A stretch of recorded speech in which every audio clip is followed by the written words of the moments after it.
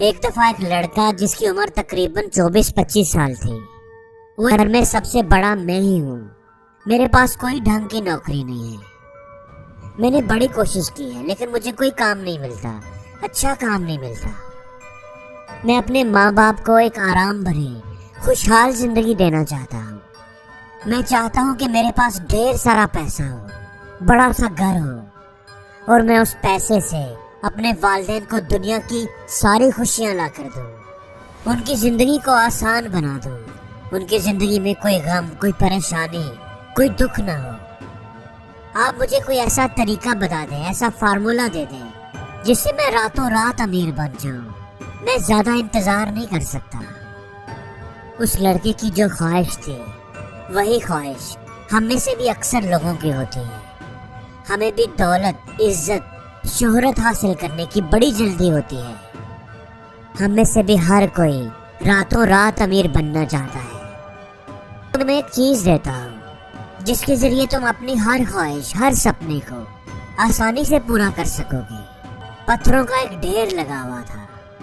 پتھروں میں سے ایک ایسا پتھر ہے جس کو تم کسی بھی لوہے کی چیز پر لگاؤ گے تو وہ لوہے کی چیز سونے کی بن جائے گی۔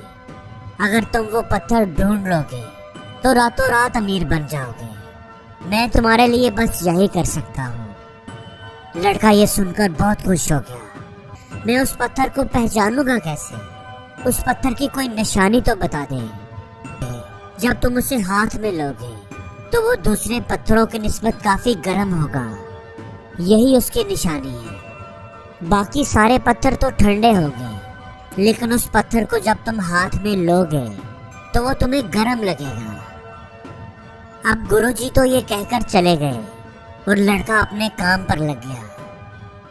وہ پتھروں کے اس ڈھیر میں سے ایک پتھر کو پکڑتا، چیک کرتا کہ وہ ٹھنڈا ہے یا گرم، اور پھر اسے ساتھ موجود ندی کے اندر پھینک دیتا کہ وہی پتھر بار بار اس کے ہاتھ میں نہ آئے۔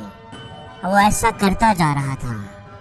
1 گھنٹہ گزر گیا، 2 گھنٹے گزر گئے، لڑکے کو وہ پتھر نہ ملا، لیکن لڑکا اپنے ارادے میں پکا تھا۔ وہ اپنے کام میں لگا رہا۔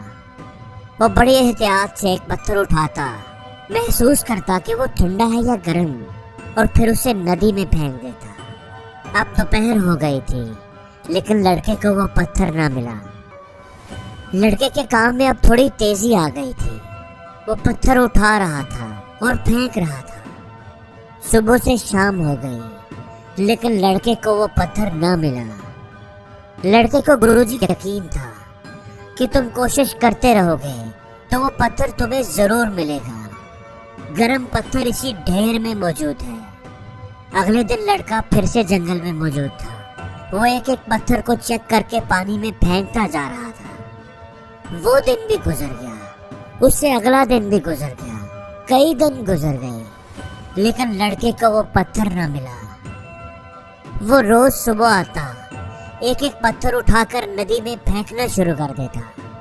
اب تو جیسے اس کی یہ عادت بن گئی تھی۔ وہ پتھر اٹھا رہا تھا، ندی میں پھینک رہا تھا۔ وہ اکتا چکا تھا، بیزار ہو چکا تھا، بے دلی سے پتھر اٹھا رہا تھا، پھینک رہا تھا، اور پھر ایک دن اس کے ہاتھ میں وہ پتھر آیا۔ اس نے محسوس کیا کہ وہ پتھر تھوڑا گرم ہے، لیکن وہ اتنا بے دل ہو چکا تھا، پتھر کو اٹھا کر ندی میں پھینکنے کی اس کی عادت اتنی پختہ ہو گئی تھی کہ اس نے بے دھیانی میں اپنی عادت کی وجہ سے اس پتھر کو بھی ندی میں پھینک دیا۔ جیسے ہی پتھر اس کے ہاتھ سے نکلا وہ ایک دم چونک گیا۔ اس نے محسوس کیا کہ یہ تو وہی گرم پتھر تھا جسے وہ کئی دنوں سے ڈھونڈ رہا تھا، جس کے لیے وہ اتنی محنت کر رہا تھا۔ وہ پتھر اس کے ہاتھ میں آیا بھی، لیکن پتھر کو پھینکنے کی عادت کی وجہ سے وہ پتھر بھی اب ندی میں جا چکا تھا اور دوسرے پتھروں کے ساتھ مل چکا تھا۔ اب وہ افسوس سے ہاتھ مل رہا تھا، لیکن اب اس پتھر کو واپس نہیں لا سکتا تھا، ندی سے نکال نہیں سکتا تھا۔ اب وہ افسوس کرنے کے علاوہ کچھ بھی نہیں کر سکتا تھا۔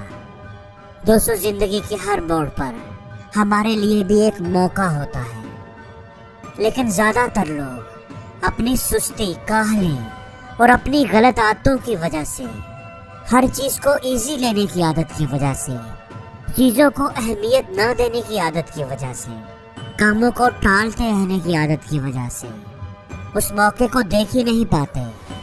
انہیں اس اپرچونٹی کا تب پتہ چلتا ہے جب وہ ان کے ہاتھ سے نکل چکی ہوتی ہے۔